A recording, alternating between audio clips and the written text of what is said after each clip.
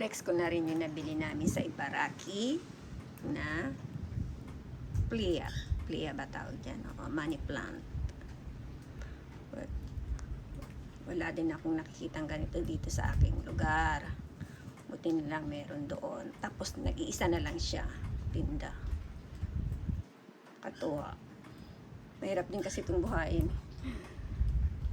Madali naman sa madali. Kaya lang namatay yung aking binili sa internet. Ang mahal pa naman. Ewan, bakit? Oh, Christmas na. Paborito ko din tong variety ng fine tree. Parang pamag-anak yata ng fine tree yan. Yan. Nabili ko siya sa Umejima. Mura lang. 150 yen. Isang paso. Malit na paso. Pinagsama-sama ko lang yan.